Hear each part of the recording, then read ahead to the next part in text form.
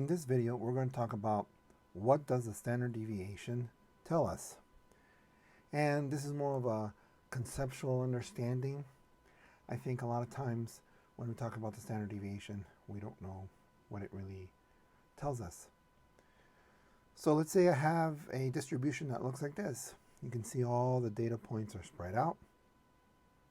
And this can be any particular data set that we're talking about. And you can see that the mean is 13.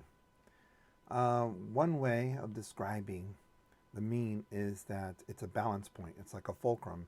It's have you ever played that game with someone and it's a teeter-totter and you're like, something like this, and you go up and down, and then there's a point where you're balanced, right? Well, that value that balances you or balances the data points is called the mean. That's one way of describing it. Another way of describing it is talking about a typical value, right? What's a typical value of the data? In this case, it's 13. All right, so what about another data set? You can see that this one is you can see that it's spread out differently, right? In the first one, they're all spread out evenly. This one is spread out in it looks like two groups, but you still have the mean of 13 because that's the value that balances these values. And let's say you have another data set, and this time the values are more clumped together, and you can see that it still has a mean of 13. So all these data sets, the mean is 13.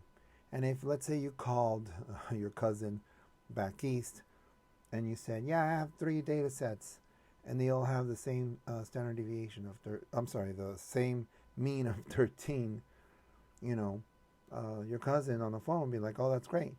But how does it look? And so you're like, what do you mean, how does it look? Yeah, how are the data points spread out? There's another value that I can tell you, and it's called the standard deviation. And the standard deviation describes how these points are spread out from the mean.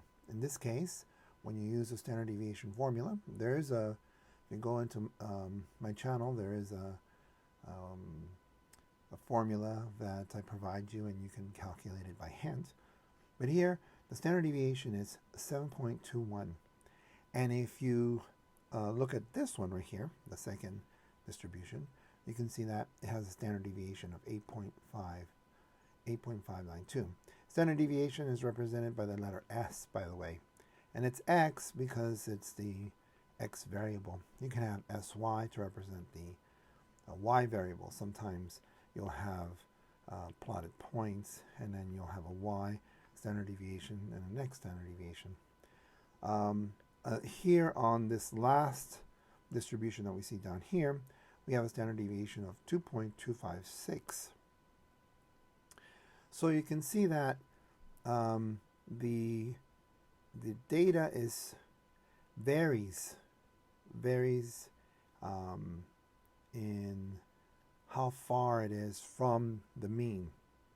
And because it varies differently in the different data sets, you have different values.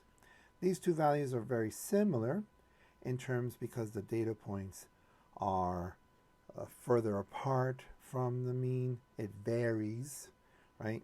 These points vary differently, and differently in terms of like farther from the mean. But over here on this one, you can see the standard deviation is much smaller. The standard deviation is smaller here because the data points are more closer together. And because they're more closer together, the data doesn't spread out as much. And when you do the calculations, it gives you a smaller spread. It varies differently from the mean.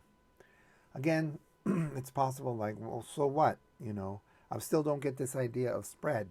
Well, how about if we did this one, right? You can see all the data points are at the same number, 13.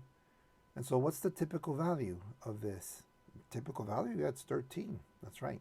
That's the average.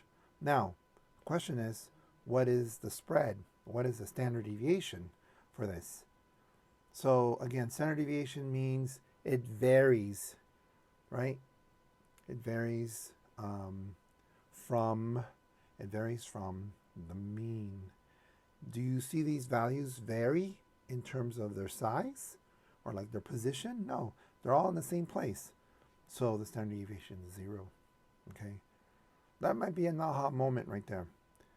So the positioning of the points, in this case, they're all at the same place. So none of the data points vary, like varies in height, right? Or weight or anything, right? And in this case, everything is 13. And because nothing varies, you can call your cousin again back east and be like, hey, I have a standard deviation of 0 and a mean of 13. Oh, okay. So all the points are aligning themselves. And so it's different. All right. Hopefully this gives you an idea of what standard deviation sort of does and gives you an insight when you write down the value. One thing to note, sometimes it's best to have 2 standard deviations that you're comparing so that you know that there's a difference in terms of the spread of the data points. Sometimes when you get a value, you don't know if that value is high or low. You compare it to another value, another standard deviation, so that you know if you're more closer together or more farther apart. Because sometimes you don't have this visualization of the data set. You only have these values because these values describe basically what's going on your distribution. All right. Have a great day. Please subscribe. Tell your friends or your teacher. Tell them that these videos are available. All right. See you later. Bye-bye.